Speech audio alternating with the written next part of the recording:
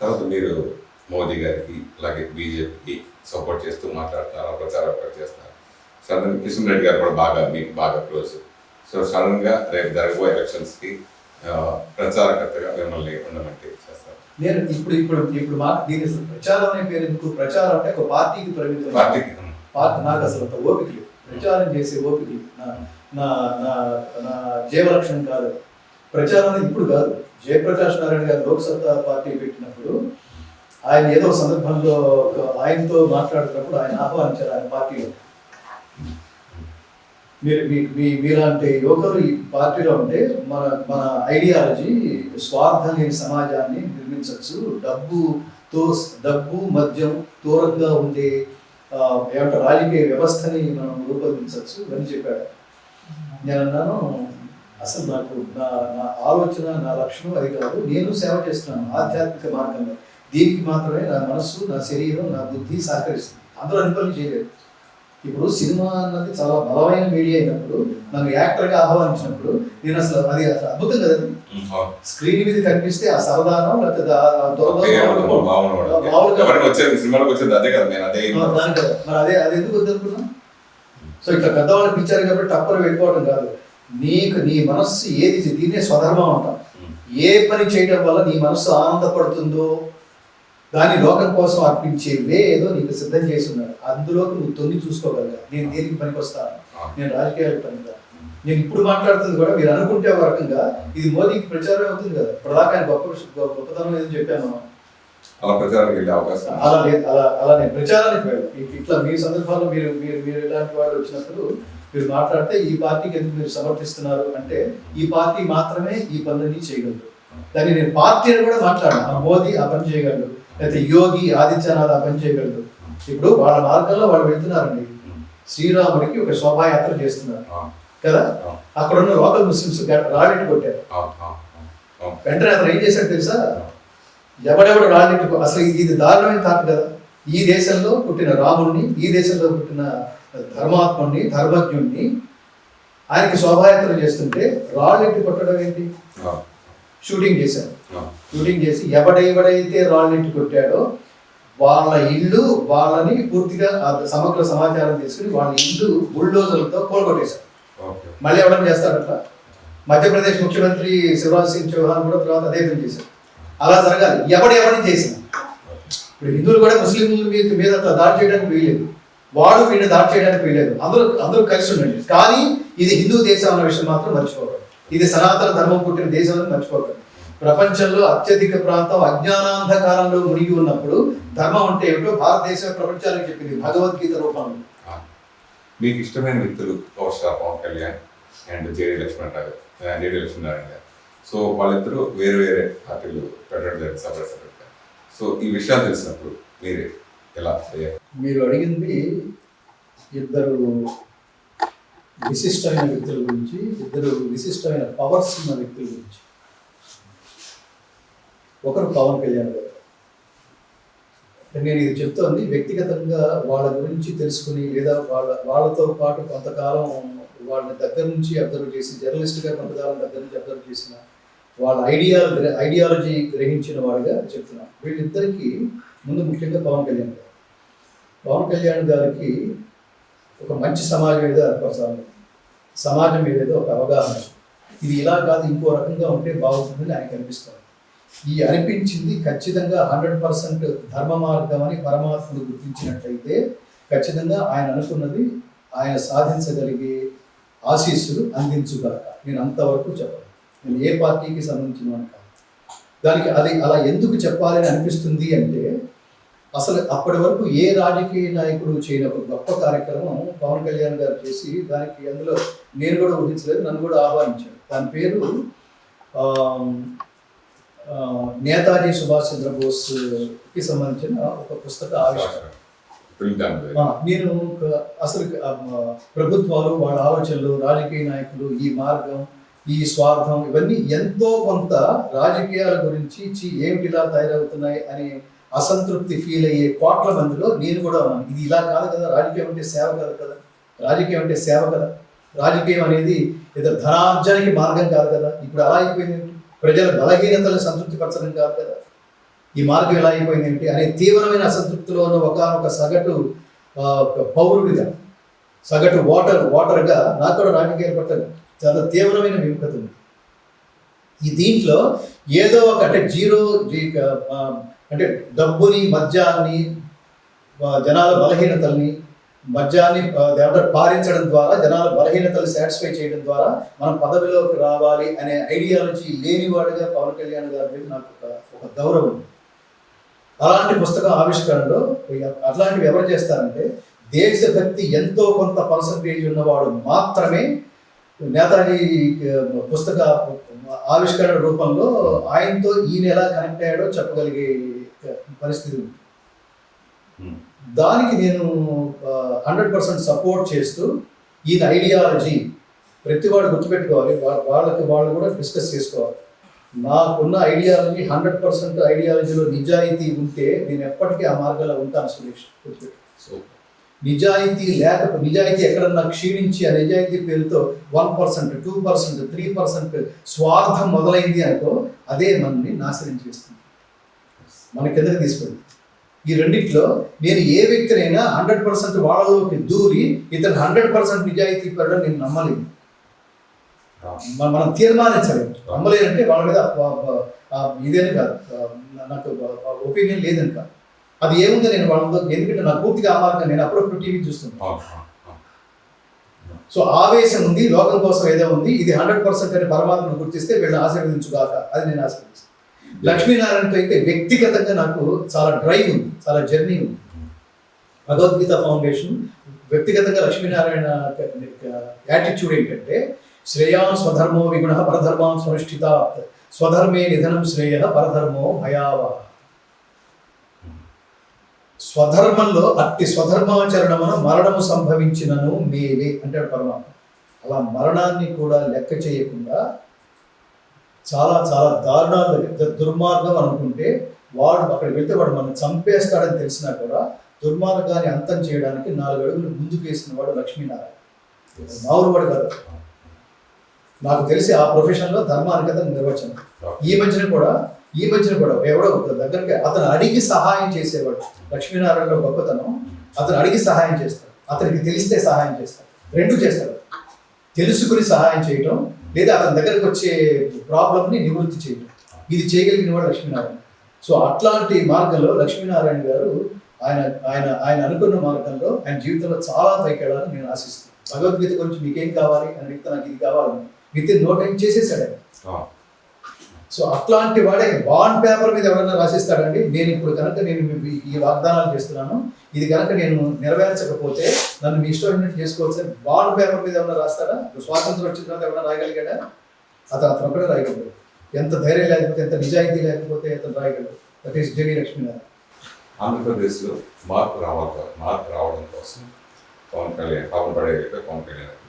So ఆయన BJP గారిని అలాగే టీడీపీని అంతా కలుపుకుని పోయి చాలా సాక్రిఫైస్, జన సైనికుల్లో కూడా కొంతమంది వ్యతిరేకత వచ్చే విధంగా 24 సీట్లు ఇచ్చిన మళ్ళీ దాన్ని ఇంకో 3 త్యాగంగా అనుకోవచ్చు. దాన్ని మన బీజేపీకి 3 మళ్ళీ రిటర్న్ చేసి 21 సీట్లు దొరికి అలాగే ఎంపీ సీట్ కూడా రిటర్న్ చేసి ఇట్లా చేయడం, ఆ పార్టీని అక్కడ చేయడం, దాని గురించి నేను మళ్ళీ అదే చెప్తాను సురేష్. అంటే రాజకీయాల గురించి నేను ఎక్కువ విశ్లేషణ చేయలేను, కానీ ఇందాక చెప్పినట్టుగా హరిని కీర్తించు నా నాలుక నరుని కీర్తించదు అన్నట్టుగా పూర్తిగా భగవద్గీత గురించి చెప్తూ సడన్గా రాజకీయాల మీద నేను విశ్లేషణ మొదలెడితే నేను కొంతమందికి దూరం కావచ్చు, కొంతమంది దగ్గర కావచ్చు, కొంతమంది అవనవచ్చు, కొంతమంది చీత్కారాలు చేయొచ్చు.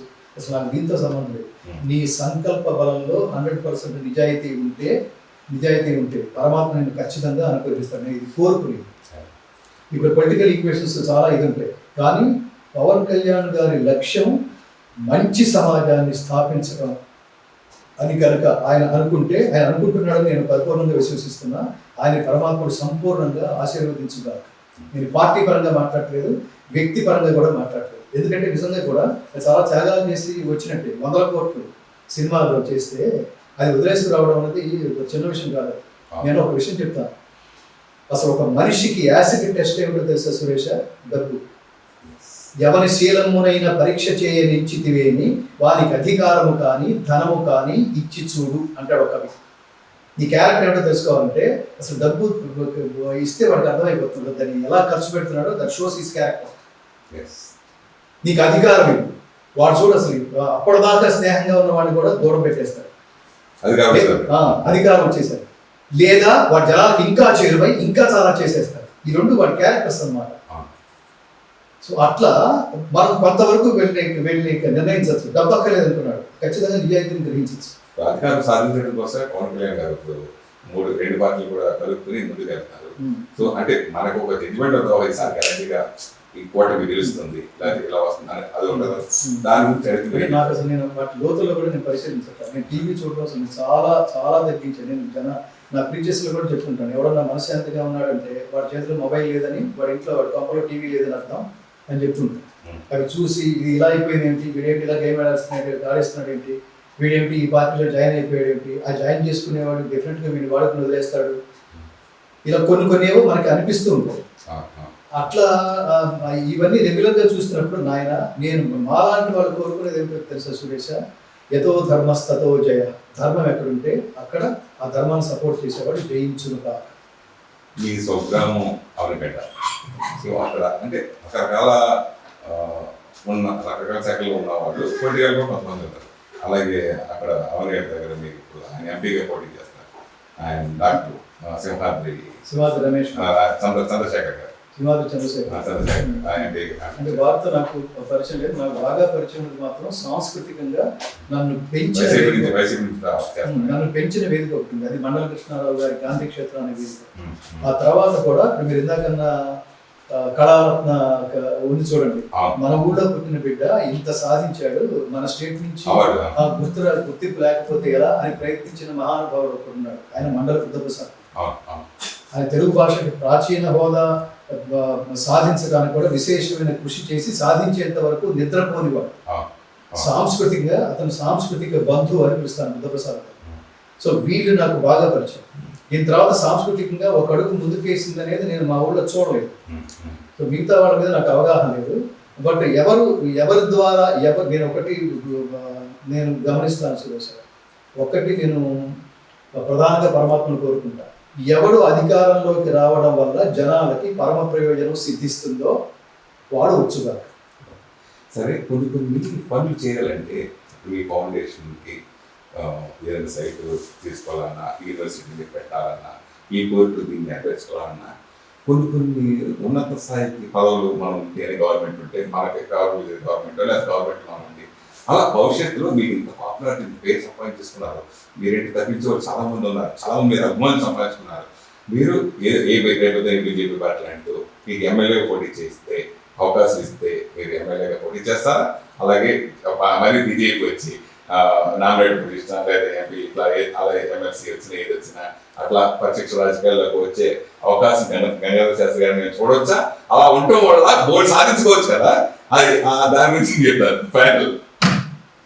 నాకు ఇప్పుడు సినిమా వేదికల ముందు కూర్చుని ఈ కాంట్రవర్షియల్ క్వశ్చన్స్ అన్ని టికిల్ చేసే సురేష్ కొండేటి ఈ ప్రశ్న ద్వారా బయటపడ్డాడు. ఒకసారి నేను ఇందాక చెప్పాను, నా పరమ లక్ష్యం భగవద్గీత ప్రచారం.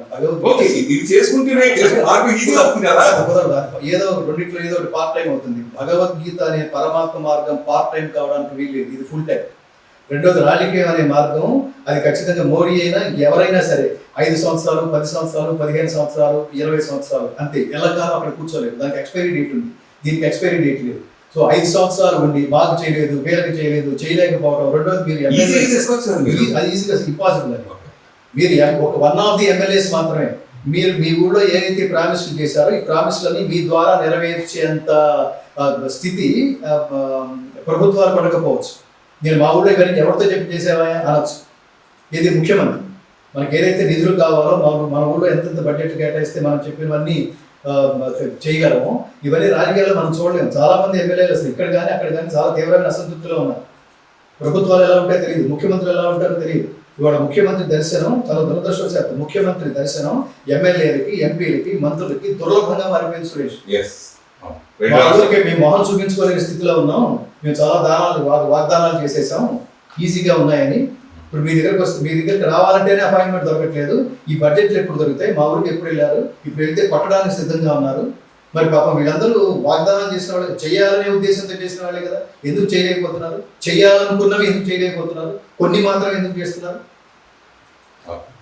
అట్లాంటి మార్గంలో అసలు నేను చేస్తుంది సేవ, ఇది ఆధ్యాత్మిక సేవ, దానికంటే చాలా గొప్పది. ఆ ప్లేస్లో ఎవరైనా ఉండగలరు. దానికి చాలా ఉన్నాయి.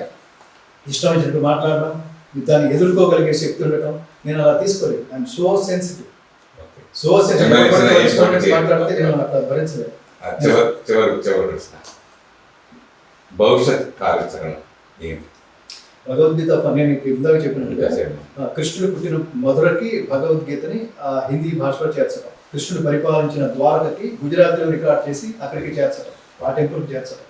అలాగే ఈ సౌత్ ఇండియాలో 2 ప్రధానమైన క్షేత్రాలు ఉన్నాయి, ఆ భాషలో కూడా రికార్డ్ చేసి చేయడం. ఒకటి కన్నడ, ఉడిపి టెంపుల్కి తీసుకెళ్ళడం. రెండోది మలయాళం, గురువాయూర్ టెంపుల్కి తీసుకెళ్ళడం. అలాగే పూరి జగన్నాథ దేవాలయానికి భగవద్గీతను తీసుకెళ్ళడం, రూపొందించి తీసుకెళ్ళడం.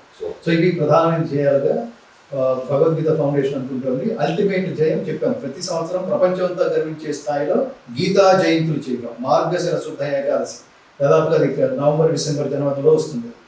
సో అలా చేయడం, తద్వారా టీచర్ని, భగవద్గీత ప్రీచర్స్ని, భగవద్గీత టీచర్స్ని, ఉపాధ్యాయుల్ని ఎక్కువ మంది తయారు చేయడం.